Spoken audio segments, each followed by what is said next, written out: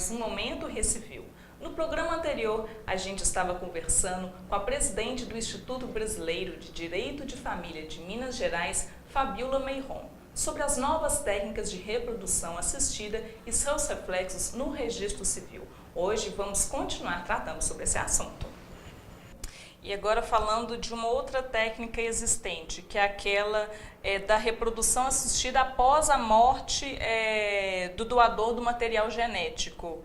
Quais são os direitos garantidos tanto à criança e aos pais com essa técnica? Veja bem, essa questão ela é muito interessante e eu acho que nós teremos que enfrentá-la em dois momentos. Por quê? A resolução atual do CFM, ela é agora de maio, então ela está muito recente. E, na verdade, ela está exteriorizando toda uma evolução de muitos anos. Quando o Código Civil de 2002 foi organizado, a gente não pode se esquecer que é um código velho. Ele é um código que já contava com uma situação de 1965, mais de 40 anos passados, numa sociedade completamente diferente da de hoje. Então, essas questões mais novas, relacionadas a técnicas e a questões de evolução cultural e social, elas foram meio que jogadas ali dentro de qualquer forma. Então, veja bem, quando eu trato do pós-mortem, num primeiro momento, não existia normatização nenhuma, regulamentação nenhuma. Hoje, a resolução do Conselho, ela, salvo engano, até a anterior, acho que já falava isso, mas vamos focar mais na atual. Ela já determina o seguinte, que deve existir um termo expresso.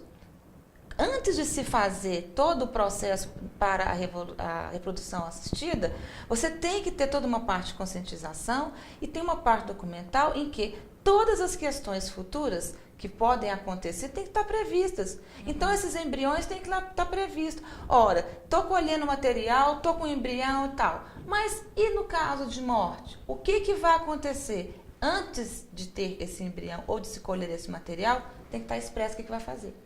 Da mesma forma, me divorciei no meio do caminho, está escrito antes. Que é uma situação muitíssimo interessante, porque traz uma característica de prevenção, que vai nos ajudar em várias questões. Agora, há decisões em que reconhecem, decisões reconhecendo o direito, mesmo sem autorização, de se efetivar a gestação. Eu acredito que, diante de uma maneira mais sensata, que isso vai deixar de acontecer na medida em que essa normatização está chegando a um ponto interessante. E justamente sobre esse assunto que você está falando, a respeito da resolução do Conselho Federal de Medicina, por que até hoje não tem uma lei específica sobre esse assunto?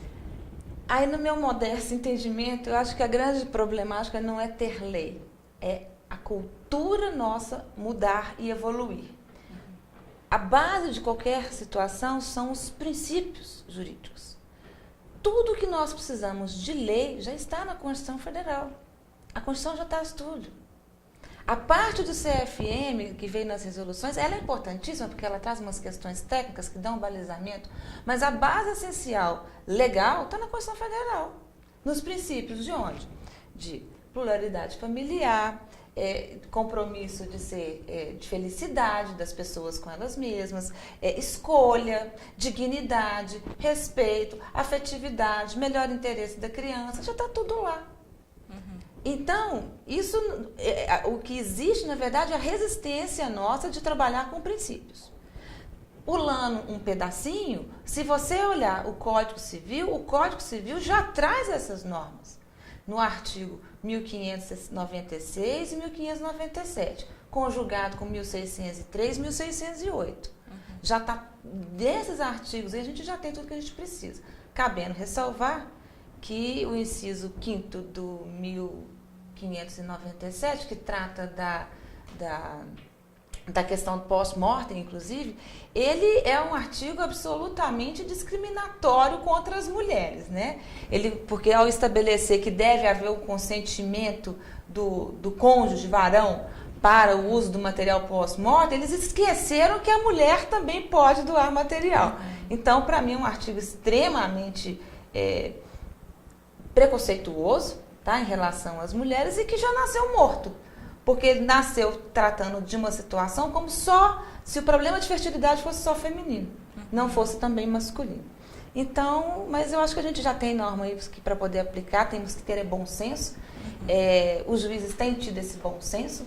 O que eu tenho acompanhado também na parte dos cartórios, né, eles também têm usado de bom senso, porque, inclusive, fiquei muito satisfeita quando veio a edição da Lei 6.628 de 2009, que já trouxe uma unificação dos modelos de registro civil, em que naquela parte onde você tem o detalhamento para indicar a filiação, já está colocado de uma forma que você pode colocar como for o caso. Filho de Joana e Joaquim, filhos de Joana e Maria Alice, e o que já mostra, né, um enorme bom senso e uma enorme evolução, né, das autoridades que comandam essa parte dos registros. E não tem jeito, a família mudou, o mundo mudou, e a gente não pode ficar de olhos fechados, enclausurados ou presos a dogmas, dependendo de normatizações. O bom senso está aí para ser usado, o judiciário está aí para fazer aplicar a Constituição e os princípios e, acima de tudo, o bom senso. Então tá bom, Fabiola. Muito obrigada pela sua presença e pelos seus esclarecimentos.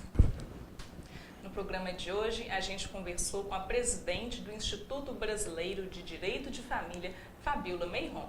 Se você quer saber um pouco mais sobre o trabalho do Recivil, acesse o nosso site, que é o www.recivil.com.br. Ou, se quiser, mande também um e-mail para sindicato@recivil.com.br. Uma ótima semana para você!